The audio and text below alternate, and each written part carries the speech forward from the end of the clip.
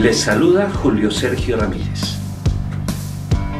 El tema del cual les quiero conversar ahora se denomina la resistencia al cambio no existe. Usted ha oído mucho hablar de la resistencia al cambio. Le aseguro que no existe y veremos por qué. Primero, entendamos que hay muchos procesos de cambio organizacional en todo el mundo que han fracasado por deficiencias en el liderazgo. Esos fracasos debilitan gravemente a las empresas.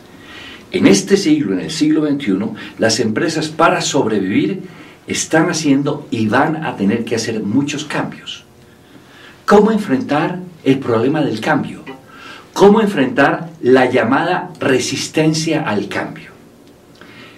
Empecemos primero por atacar la idea de la resistencia al cambio. La resistencia al cambio no existe. Ahora, usted habrá oído hablar tanto, con tanta frecuencia, de la resistencia al cambio, que estará sorprendido por el tema de esta presentación, cuando afirmamos que eso no existe. Voy a tratar de sacarlo a usted de esa sorpresa.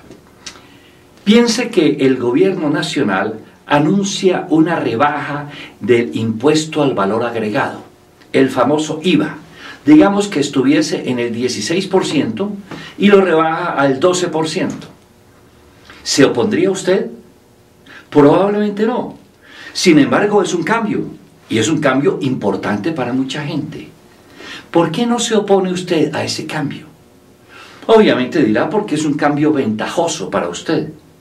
Entonces, hay ciertos cambios a los cuales usted se opone, otros en los cuales es usted indiferente, y ciertos cambios que usted apoya, como el que le acabo de mencionar del IVA. Si es así, entonces, la resistencia no es a cambiar, no es al cambio. Entonces, si la resistencia al cambio no existe, ¿por qué la gente se resiste a ciertos cambios? ¿Por qué cambiar las cosas a veces será tan difícil? Bueno, hay que notar, primero, la gente no siempre se resiste cuando enfrenta un proceso de cambio. Además, la gente a veces se resiste cuando enfrenta el proceso de cambio y otras veces es indiferente relativamente a un proceso de cambio. Puede ser estar en contra, ser indiferente o estar a favor del proceso de cambio. ¿Estamos de acuerdo? De nuevo, quiero insistir, la resistencia al cambio no existe. La gente no se resiste al cambio en sí mismo. La gente sí se resiste a algo que con frecuencia está asociado con procesos de cambio, pero que no tiene que estarlo necesariamente. La confusión está en asignarle al cambio características que no son parte esencial del cambio, aunque parecen ser parte del cambio debido a que lo acompañan con mucha frecuencia.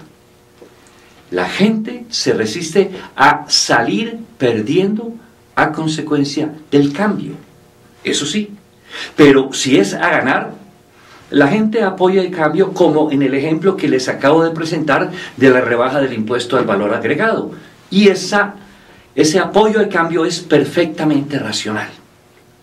Ahora, sin embargo, se ha encontrado que a veces la gente se opone a cambios en los cuales saldría ganando. ¿Cómo es eso?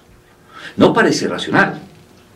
Hay dos factores que vamos a examinar que inciden en la postura de la persona hacia un cambio específico y que son influidos por la credibilidad de la fuente del cambio.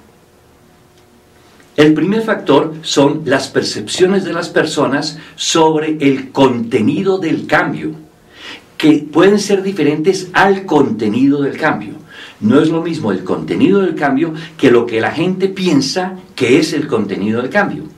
Esto es particularmente importante cuando la persona tiene un sesgo favorable o un sesgo desfavorable hacia la fuente del cambio, hacia quien presenta, propone, anuncia el cambio. Si el sesgo es favorable hacia quien presenta el cambio, se incrementan las posibilidades de una percepción positiva del contenido del cambio. Por el contrario, si el sesgo es desfavorable, se incrementan obviamente las posibilidades de una percepción negativa del contenido del cambio. Entonces, Ese sesgo estará relacionado con la credibilidad de la fuente del cambio. En el ejemplo del IVA, puede ocurrir que muchas personas no le crean al gobierno y piensen que la noticia no puede ser cierta o que el gobierno tiene alguna intención oculta que es dañina pero que no ha revelado, o que el gobierno no sabe lo que está haciendo. En ese caso, podrían oponerse a la propuesta de reducir el IVA. Los que confíen en el gobierno probablemente apoyarán la propuesta. El segundo factor son las estimaciones que hace la gente de la probabilidad de que se den ciertas consecuencias, ciertos efectos a raíz del cambio. Esas estimaciones también son influenciadas por muchos factores, entre ellos el sesgo de la persona hacia la fuente que propone el cambio. Si tienen un sesgo a favor de esa fuente, la persona tenderá a sobreestimar los resultados positivos y a subestimar los resultados negativos, y viceversa si el sesgo es desfavorable.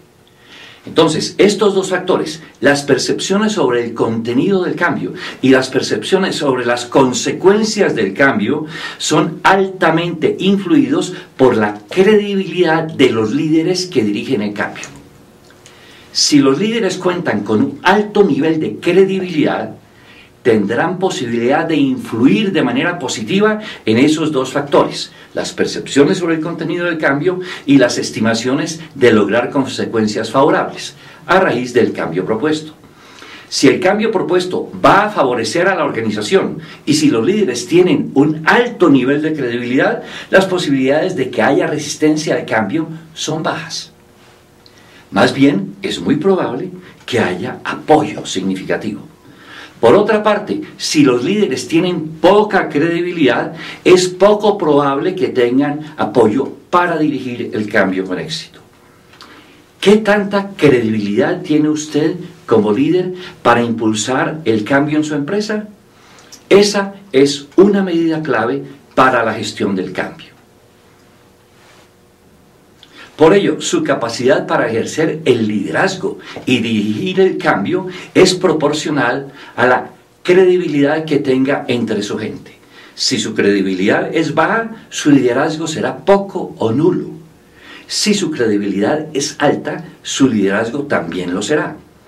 El liderazgo organizacional que se requiere ante los numerosos y crecientes cambios que seguirán ocurriendo en el entorno empresarial solo podrán sustentarse en altos niveles de credibilidad de los líderes. Por eso, póngase a trabajar en ello para poder liderar el cambio con éxito. Muchas gracias.